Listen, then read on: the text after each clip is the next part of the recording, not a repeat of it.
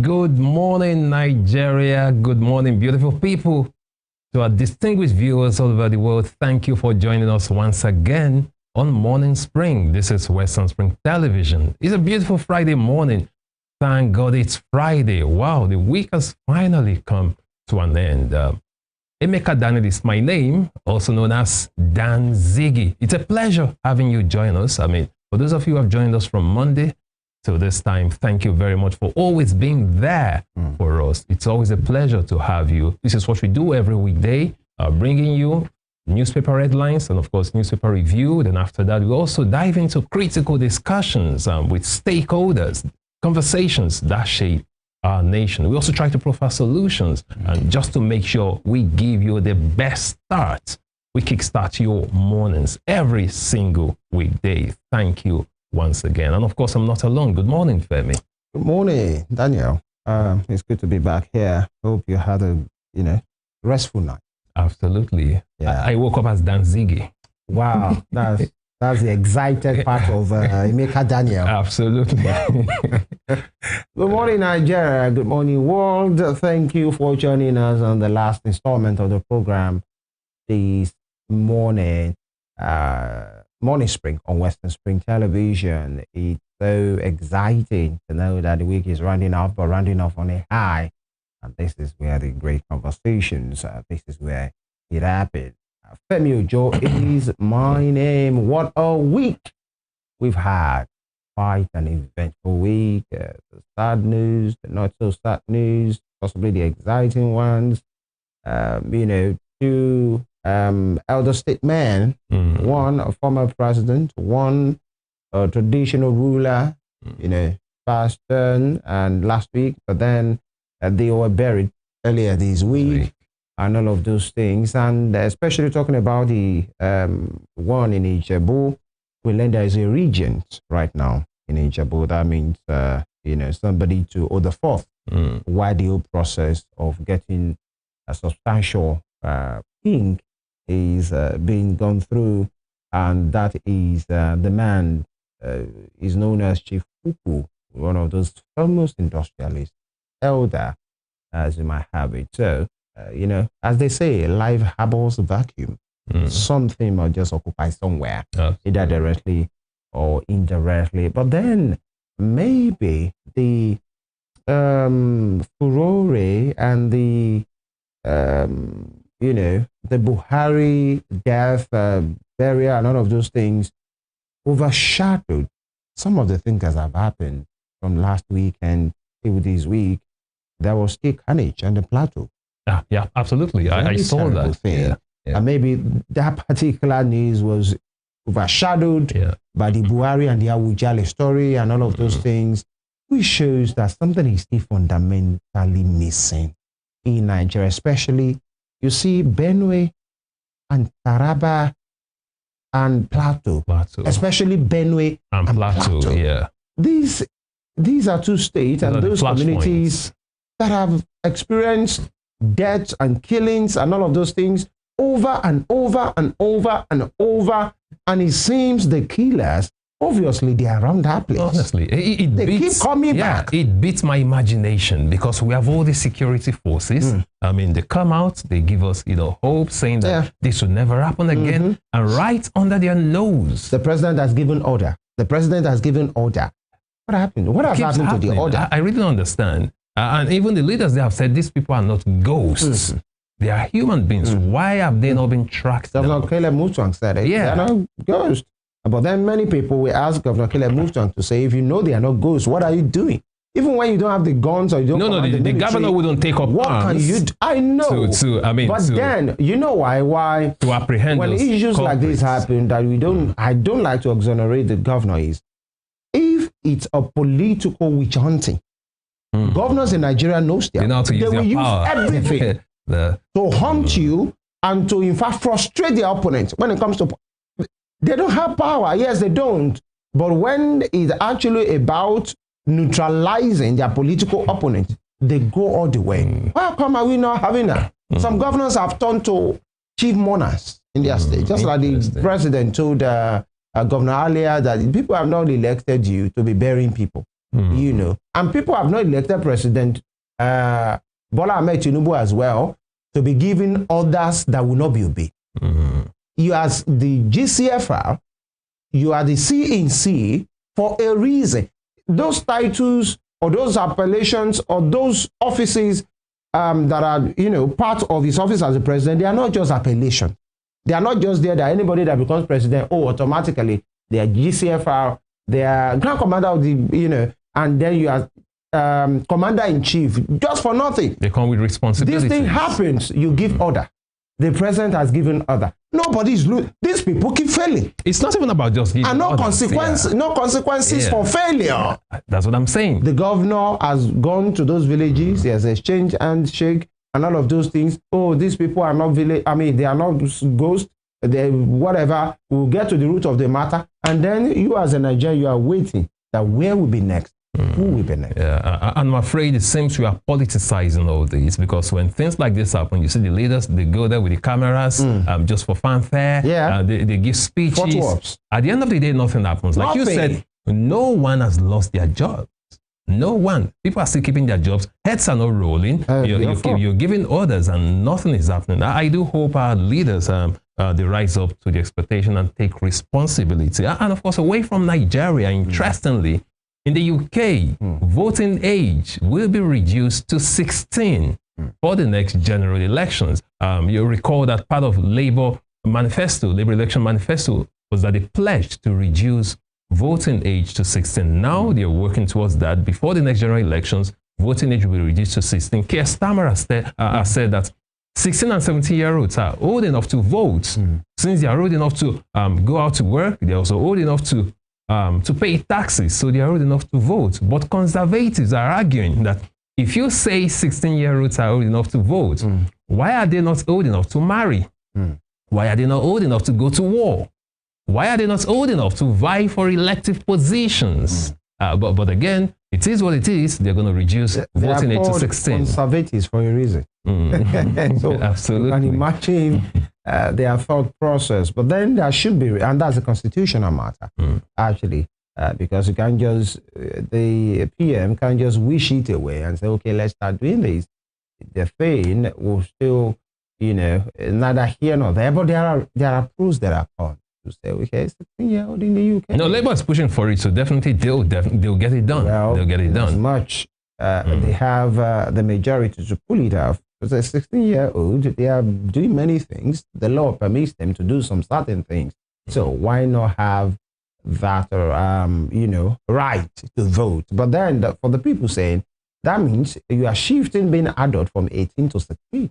So that means a 16-year-old having the right to elect, you know, should also have the right to be elected. Yeah, that's what the conservatives are saying. Yeah, to say if you can elect people because of your age, you should be able to run for office. But what can a 16-year-old do in office? These are the conversations they might have, and they should be able to face the war, go to war. Don't forget, we have 12-year-old monarchs. So perhaps that's monarchy. Just imagine having a 16-year-old as a leader.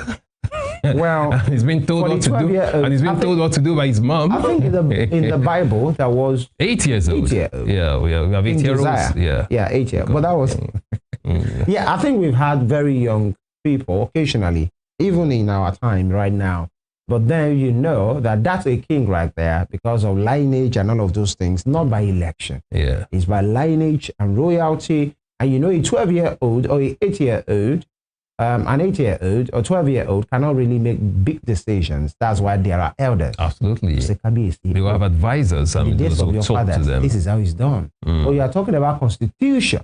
You are talking about pressure. You are talking about people that will be occupying elected positions. But then, you know, even some 16-year-old, interestingly sometimes, they come with great depth of wisdom beyond their age. But that is not usual. These are the ones we call ancestors. Well, not all of them, very few of them. But let's compare that because it will be funny that you see a 16-year-old MP, member of the parliament, on TikTok, why like to see this happening? Because that's the guy's interest. Yeah. Gen Zs. Well, let's compare that with Nigeria now. I guess in the UK, they're trying to, you know, encourage more people to participate. Yeah. in the voting process, in the electoral process. But I don't think we have that problem in Nigeria, because even those who are old enough to vote, what percentage of registered voters actually come out to vote in Nigeria? So we have voter apathy in Nigeria. So it's not even a case of... In Nigeria, the father is not even interested. You are not telling that's the point, to come and follow the father. I know what I went through personally just to be able to take part in the election, the last general elections. It wasn't easy at all. They made it so difficult, but against all odds, I was determined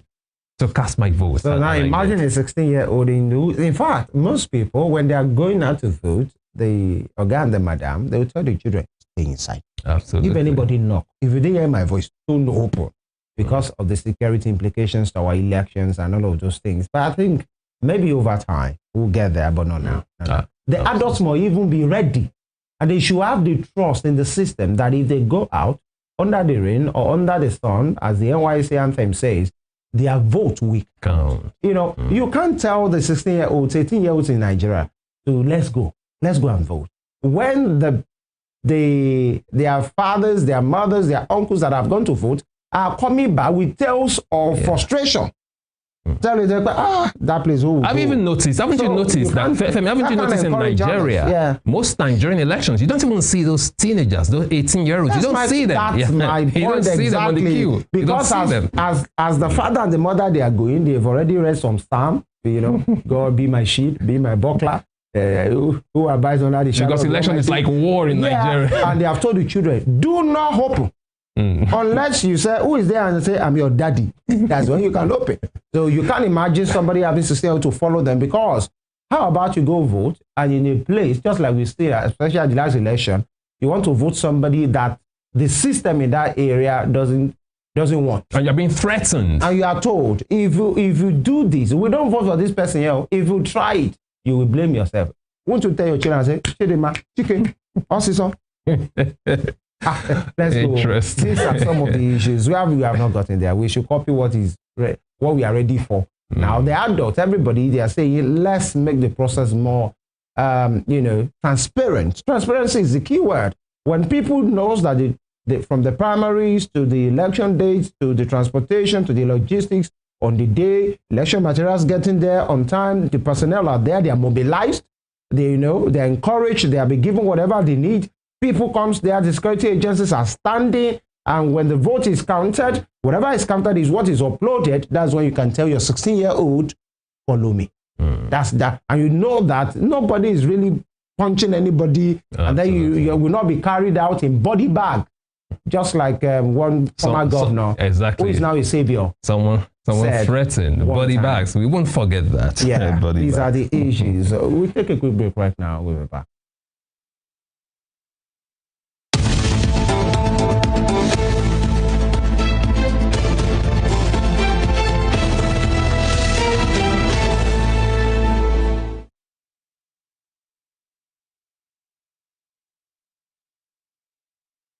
All right, on this day, we look at This Day newspaper.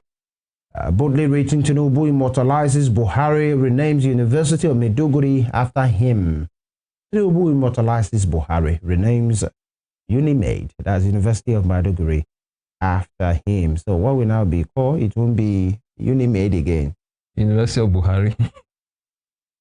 No, it's Muhammadu Buhari University. But it's that's long. You still have to, shorten it. So at the end of the day, it still boils down to University of Buhari. Yeah, Muhammadu Buhari University. That's Mubuyuni, whatever it is. Okay. Well, I guess not all the students will like that change. Trust me. Look at the ones recently, those who were protesting Ibadan Police. So students generally may not like that. The dynamics in the north is quite different from the dynamics in the south. And, Buhari represented so many things to so many of the northern people. So we wait to see if there will be backlash or there won't be backlash. The last northern one that was protested was, I think, before this last one, there was the issue of the MK Abiola at University of Lagos in the Unilag, and said, no way, but then, no way. If that will resonate with the students and even the alumni of University of Maiduguri, now renamed Muhammadu Buhari University right there in Maiduguri. And many persons are asking, how about the university in Daura? Why didn't President, name, because the money is from Daura and there's University of Transportation there. You remember, well, the President has his reasons. There are riders to that.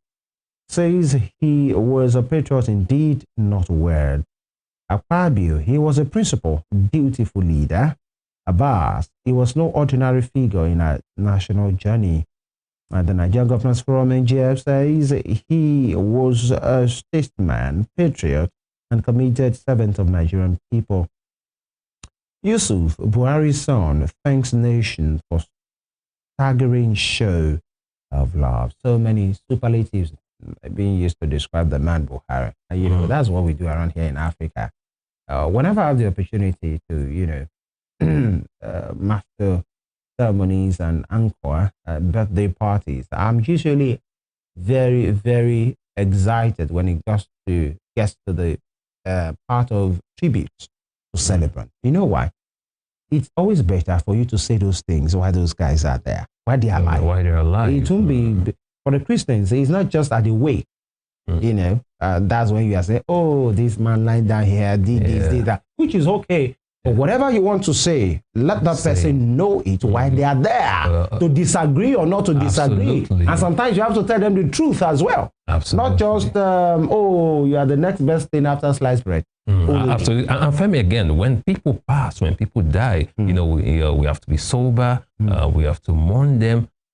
On my own part, on the contrary, that's on the contrary, talking about the truth. I think when people die, the truth still should be spoken. Even at their funerals. Okay, if they've done terrible things, I mean, someone like me will come there and say, hey, I know. But then there's something called emotional intelligence. I know, I'm just saying that. So. Yeah. Right. And special session of the Federal Executive Council in honor of Buhari. There you see the cabinet members and all of them presidents and many of them. I think the family of the late Buhari as well. You can see Yusuf, Zara and the rest of them with the cabinet members. All right. Away from that, ADC to federal government. Without full audit, you cannot waste billions to repair, quietly sell refineries. Without full audit, you cannot waste billions to repair and quietly sell refineries. Right, because there are indications that the refineries might be sold, or those thoughts, propositions are on the table. But now, even without the ATC saying that, I think I just want to know what has happened to that money.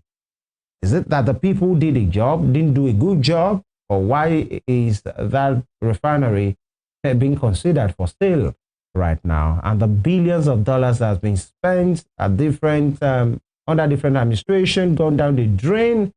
All right. Spending the money that we don't have. Now, top strip, 25% of First Holdco shares went to FG's trustee, not Otedola. With a rider to that saying, Otudeko's first exit stands, Udukale sold voluntarily. And Adedeji, OAGF, key to upholding accountability in tax revenues and compliance. That will be all from this day newspaper read on this day. Absolutely. And from this day newspaper, we move to the front page of the Punch newspaper this morning. Shocking surge. Electricity subsidy jumps to 120% to 2 trillion naira. Electricity subsidy jumps to 120% to 2 trillion naira with a rider. Economic strain blamed for sustainable power subsidy levels. Economic strain blamed for unsustainable power subsidy levels. And another one beside that, we have 36 governors reject amendments to Electricity Act. 36 governors reject amendments to Electricity Act. Of course, electricity subsidy has jumped 220% to 2 trillion naira. And that's quite a huge one. You find that story on page 21. And I hope the GENCOs have been paid.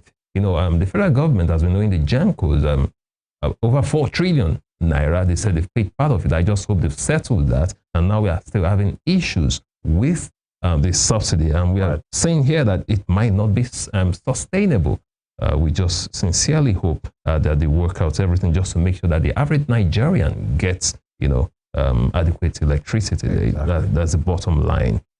Away from that, moving towards the top strip of the Punch newspaper this morning. ADC kickstarts 2027 manifesto drive.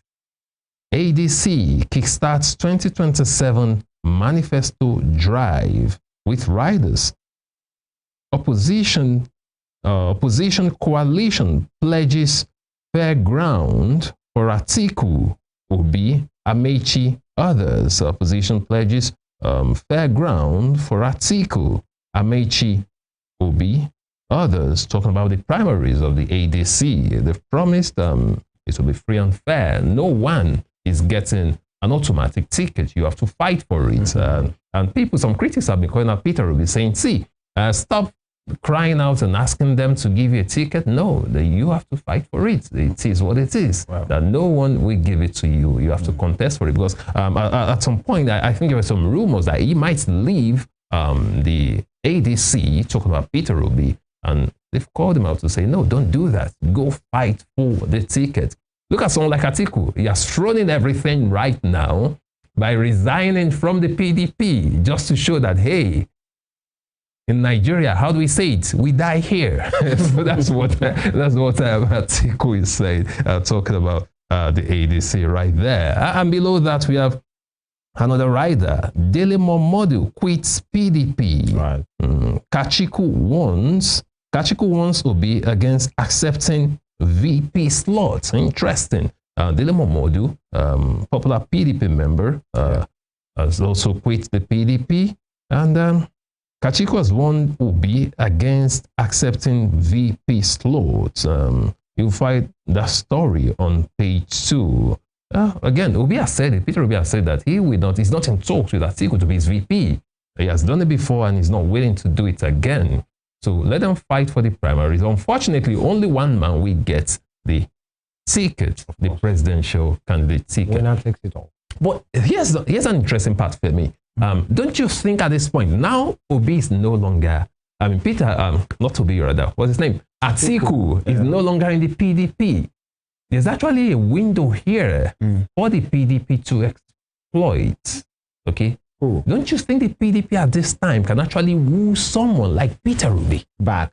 Yes, to get their presidential ticket. Okay. So just look at it like this, Femi. Yeah. Now we have Atiku, who we most likely, if Obi should pull out of the ADC, Atiku will most definitely get the ADC ticket. Then we have someone like Peter Obi in the PDP. So now we'll be having Atiku, Peter Obi, and well, I mean, to do again. So now they switched parties. 2023, Atiku was in PDP. Now we've been ADC. Peter Obi was in LP. Now we've been in PDP. So I'm just saying, maybe PDP should just, explore that option and just try to woo Peter Obi and say, hey, guy, come here. Let's give you a ticket and let's see how that works. Wisdom. That would be really interesting. Only wishes were horses. That'll be interesting. Absolutely. Away from that, moving on to other stories, still on the front page of the Punch newspaper this morning. Nimasa shuts 2 fuel loading terminals over security breach. Nimasa shuts 2 fuel loading terminals over security breach. You'll find that story on page 17. And below that, we have FG by Courtney resumes talks on Lagos Airport mega project.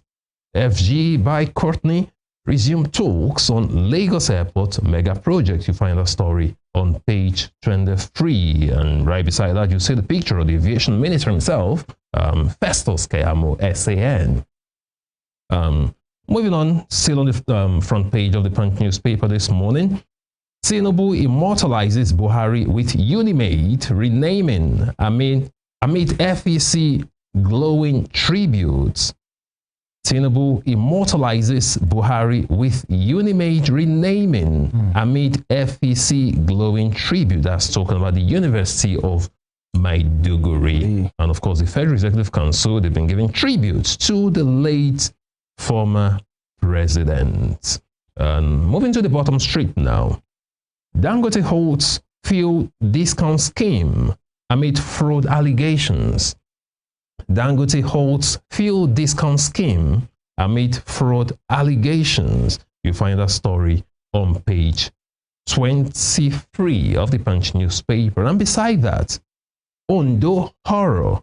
Landlord accomplices nabbed over varsity students' murder. Ondo horror. Landlord accomplices nabbed over varsity students' murder. You find a story on page 4 and 5. Now, this is quite, this is very painful. Femi, I was going through that story yesterday, quite painful. 2 students of the Adekola Ajasi University Akungba in Ondo State were actually murdered, okay, planned by their landlord. They were abducted. They withdrew about 800,000 naira from the guy's account. Then the girl was also raped.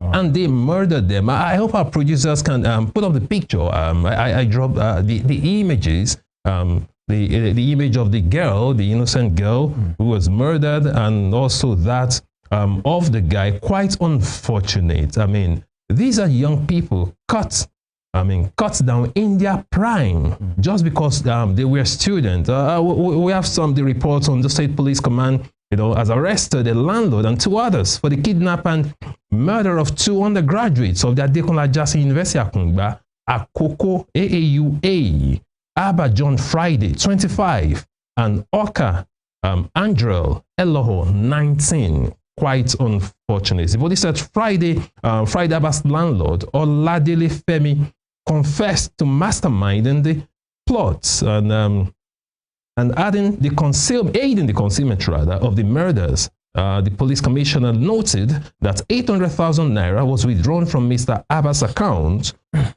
while in captivity, while the female student was raped. Quite unfortunate. 2 young people right there, 25, 19, undergraduates, cut down in their prime for no good reason. Why must they? Even if they just wanted to steal from the guy, because they also recovered his car, a Lexus R350, and the 800,000 naira withdrawn, then why do you have to kill them? And I guess here's what happened, Femi. We understand that the girl, while they were kidnapped, she was able to uncover the face of one of the abductors and threatened to expose them. So they were left with no choice. They had to eliminate them. Then they dumped her body somewhere close to Ekiti. Quite unfortunate. But thankfully, they've been apprehended. And we do hope the family of the deceased gets the deserved justice. But no amount of justice can bring back the departed souls. Quite unfortunate right there. And finally, from the front page of the Punch newspaper this morning, Awujale's plot. Sorry, I take it again. Awujale's 2, rather. Awujale's 2.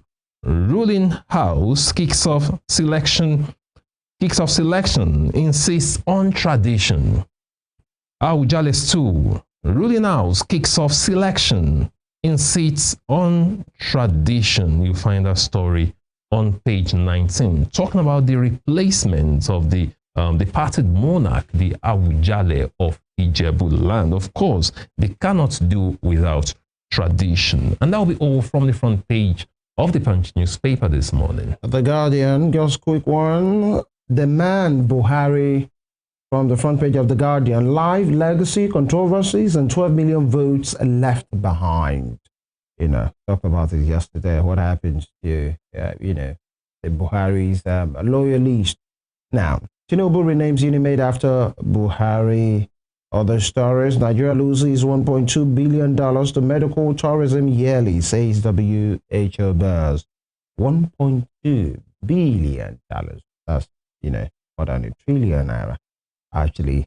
Now, ADC demands audit of refineries, alleges wastage of $20.8 billion. Amnesty fought Tinubu's empty directives against attacks and killing. Yeah. Amnesty fought Tinubu's empty directives against attacks and killings. And Kano governor directs a new chief of staff 8 to declare assets. That will be all from The Guardian for today. And from the Guardian newspaper, we quickly take a look at the Daily Trust newspaper. The Daily Trust newspaper. Please, Femi, please, those you know, I can really load that from here. All right, the Daily Trust, the private side of Buhari by children. The private side of Buhari by children. And below that, you have the picture of Governor Caleb Mustwang, and presenting staff of office to a traditional ruler there yesterday in Kwande, Kwanpang local government area of Plateau State. Below that, growth without prosperity, Nigeria before APC. That's from the Progressive Governors Chairman Hope Uzodinma. All right, and top three, what you should know about federal government's housing schemes. Many Nigerians want to know. There is a scheme and how it is being followed. And 36 commissioners oppose Senate Electricity Act Amendment Bill. 36 commissioners oppose Senate Electricity Act Amendment Bill. The amendment bill there. And lastly, final honor for ex-president as FEC holds special session. Final honor for ex-president as the Federal Executive Council holds special session. Special indeed. That will be all from the Daily Trust newspaper for today. And of course, the newspaper segment. Yeah, Femi, just before we leave, I understand the image is ready. I just wanted the producer to put it up. I spoke about the murdered students of AAUA, those two young people. Okay, all right. You have it right there on your screen. Quite an unfortunate one right there. Abba John Friday, 25, and Oka Andrew Eloho, 19, cut down India Prime by I don't know how to describe that landlord and his accomplices. Quite unfortunate, and that's why parents and wards should be very careful when your children and your wards are going to study in other states. You know, when they are not staying on campus, you know, they go to rent houses in some, you know, interior places in some villages. They should be very vigilant and very careful to avoid such. It's quite unfortunate, very unfortunate. That'll be all on the newspaper review segment this morning. We take a short break. When we return, we dive into other conversations. Please stay with us.